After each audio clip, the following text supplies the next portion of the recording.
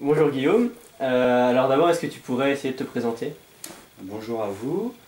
Je m'appelle Guillaume Guérin. Je suis arrivé à l'NCI en 2013. J'ai intégré l'EJC en tant que trésorier. Et puis ensuite, j'ai décidé de poursuivre l'aventure EJC en devenant président. Donc là, j'ai quitté l'école en 2016 et je suis actuellement à la banque d'investissement Natixis en CDI. Qu'est-ce qui t'a intéressé dans le JC? Pourquoi est-ce que tu as rejoint le JC? Quand je suis arrivé à l'NCI, je voulais m'investir dans une association.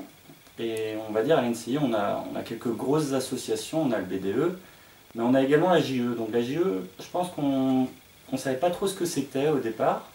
Et j'ai assisté à une première réunion et on va dire que ça m'a tout de suite plu en fait. C'est cette relation qu'on a avec des personnes extérieures à l'école, c'est-à-dire vraiment des clients.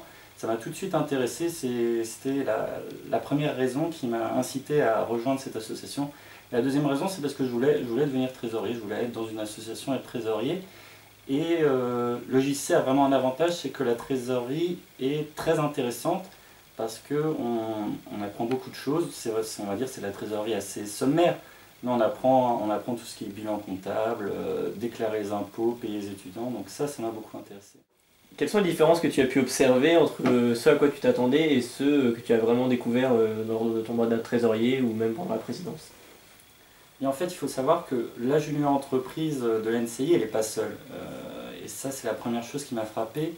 En fait, il y a plein de junior entreprises en France. Il y en a environ 160. Le mouvement grandit chaque année. Donc 160, c'est quand j'ai arrêté mon aventure JC. Du coup, c'était en 2015.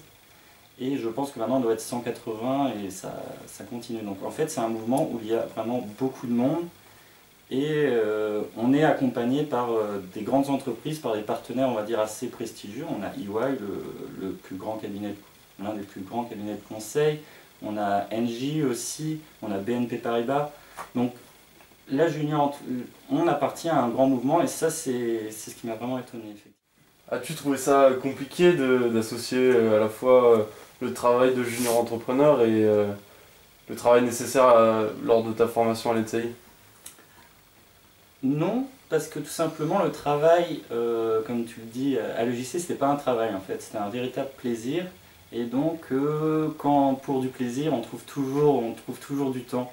Et en plus, on a la chance d'avoir une scolarité qui est à nos côtés.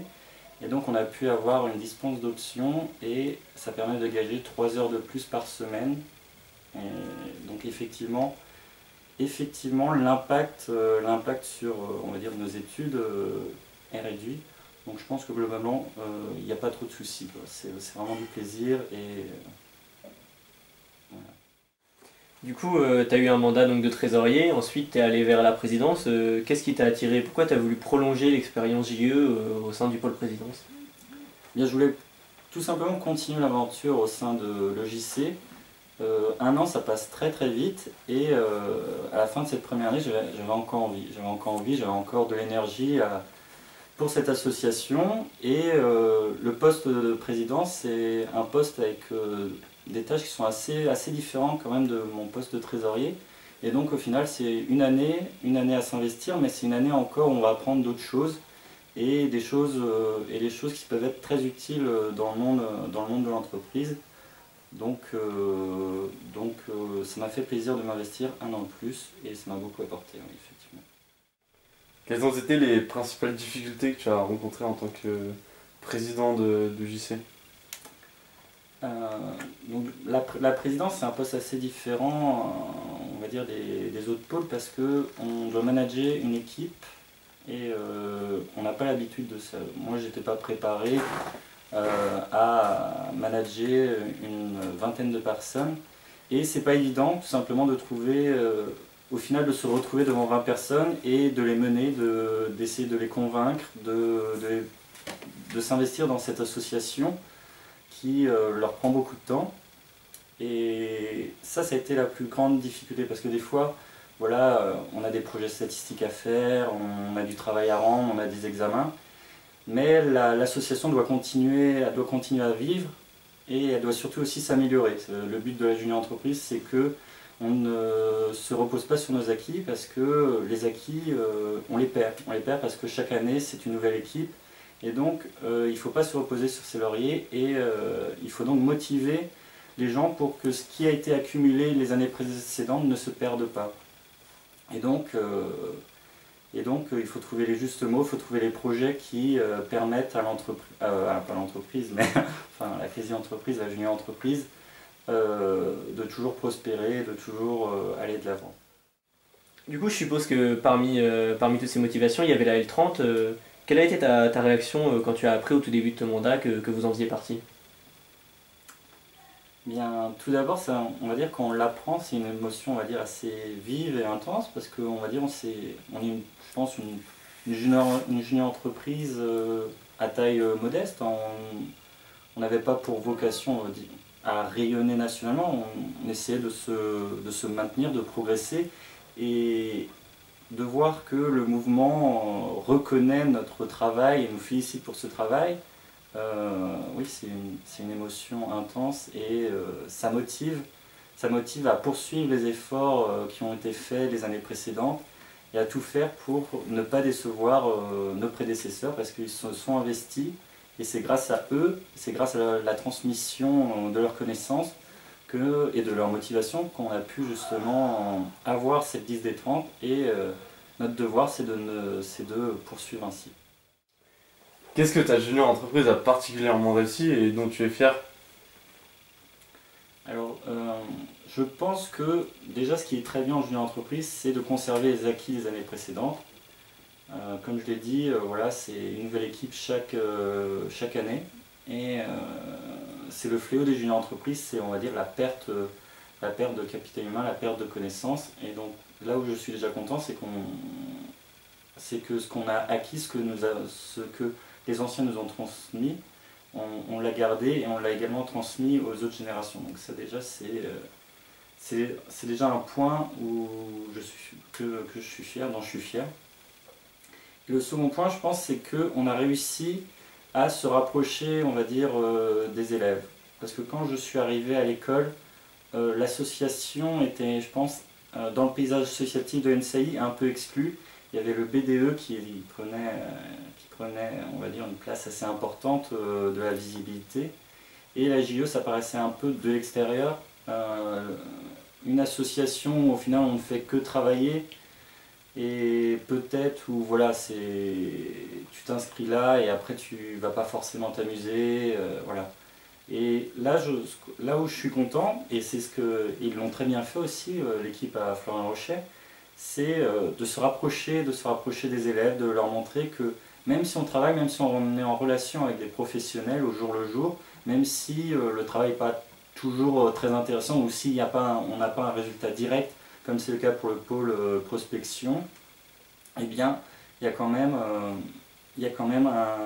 un intérêt, on s'amuse quand même dans cette association. C'est au final une vraie famille. Et là, je pense que maintenant, les élèves en ont conscience que l'association, au final, elle vit, et qu'elle est intéressante. Voilà. Donc selon toi, pourquoi se lancer ou pas pour les nouveaux étudiants à l'ENSAI dans l'aventure junior entreprise? Alors, le ou pas, c'est assez simple. Si c'est pour mettre une ligne de plus sur son CV, c'est pas la peine. Parce que l'association, l'investissement dans cette association, ça prend du temps, ça prend de l'énergie.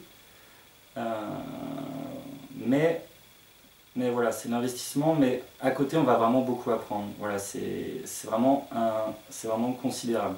Je veux dire, il y a beaucoup d'étudiants, quand ils arrivent à leur stage de fin d'études, ils n'ont pas eu de réel contact, par exemple, avec des clients, ou eu des échanges, on va dire, intenses, que ce soit par mail ou par contact téléphonique avec des clients, des personnes extérieures, avec qui on doit rendre des comptes, et il y a clairement de l'argent en jeu.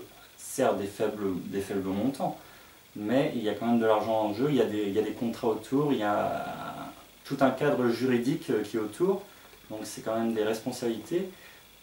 Mais à côté, on apprend énormément. On apprend énormément professionnellement, mais également humainement, parce qu'on est toujours on côtoie tous les jours une vingtaine de personnes, une vingtaine d'étudiants qui sont également eux aussi motivés, mais voilà, ça prend du temps, mais tu apprends beaucoup dans cette association. Donc c'est vraiment le gros point positif.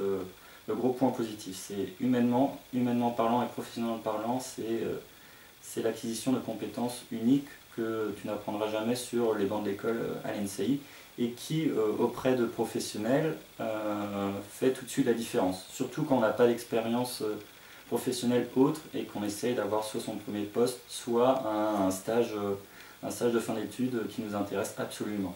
Voilà. Est-ce que ton expérience JC t'a aidé lors de ta recherche d'un emploi, lors d'entretiens d'embauche? Je pense que c'est un atout considérable. Je veux dire, que ce soit en stage de 3e année ou le premier emploi, voilà, on est junior, on a juste fait l'école, et cette expérience au sein de la junior entreprise, elle se valorise très facilement parce que justement on a dialogué, on a travaillé ensemble sur des projets, on a mené des projets. Donc ça a un grand intérêt de savoir mener des projets, de savoir d'où on part, qu'est-ce qu'on va faire pour mener les projets, quelles sont nos échéances, quels sont les moyens mis à notre disposition et comment surtout on va arriver jusqu'au bout et dans les délais impartis. Et donc ça, on l'acquiert un peu avec les projets qu'on a à l'école, mais là c'est complètement différent. C'est complètement différent dans l'association. Et ça se valorise auprès des RH et des personnes qui justement recherchent par exemple un stagiaire ou un junior. Parce que c'est des choses qu'ils n'auront pas à devoir apprendre aux stagiaires ou aux juniors. Et donc cette expérience est un réel atout dans la recherche d'emploi de stage.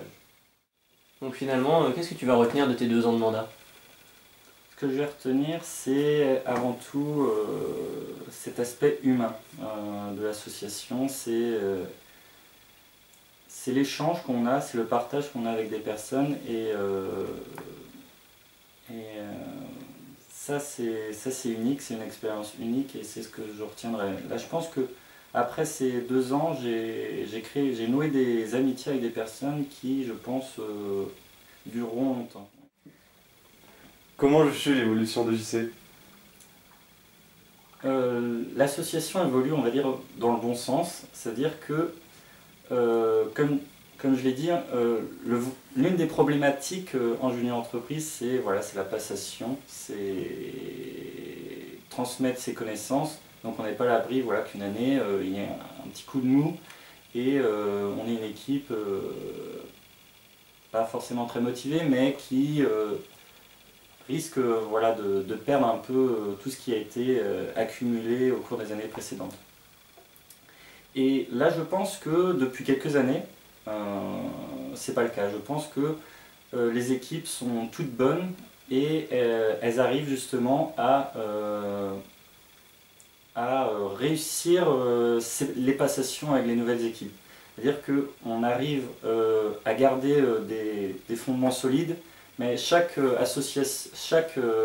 année, les équipes arrivent à ajouter une petite pierre. Et ça pour moi c'est vraiment très bien. Et je suis très fier vraiment des équipes précédentes qui nous ont vraiment transmis un joli bébé. Et on est très content de l'avoir transmis aux nouvelles équipes. Et on voit que ces nouvelles équipes perdurent un peu ce qui a été réalisé précédemment. Et on va dire, ils se surpassent. On va dire. Ils ont organisé des choses exceptionnelles et je suis vraiment très fier d'eux. Justement, on a commencé à en parler. Est-ce qu'il y a certains points sur les nouvelles équipes, sur les nouveaux mandats, certaines innovations qu'il y a eu par exemple pour ces équipes-là, auxquelles tu n'aurais pas pensé et dont tu es plutôt fier, ou tu te dis tiens, cette innovation-là est plutôt bonne, j'avais pas pensé.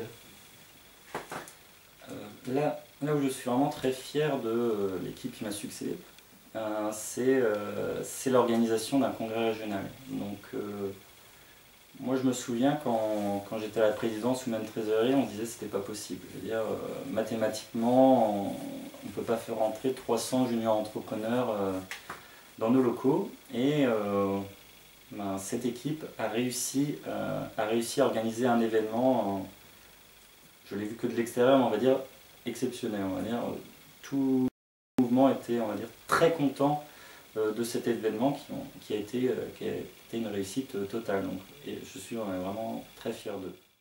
Enfin, est-ce que tu aurais un mot pour les élèves qui seraient intéressés par l'EJC? Rejoignez le JC. C'est une association à NCI à part entière où vous allez vraiment apprendre beaucoup, humainement parlant et professionnellement parlant. Investissez-vous dans cette association et surtout amusez-vous. Comme disait un ancien président de l'EJC c'est un peu comme un jouet. On peut jouer avec autant qu'on veut, il faut juste faire attention de ne pas la casser. Et c'est ça, vous êtes libre de faire ce que vous voulez, de mener vos projets. Donc, et c'est assez rare au final. Et on va dire que l'école nous soutient là-dedans. Donc rejoignez le JC pour prendre du plaisir, vous amuser, que ce soit avec des personnes au sein de l'association, mais également avec des professionnels. Et voilà, une année exceptionnelle vous attend. Merci. Merci. Merci à vous.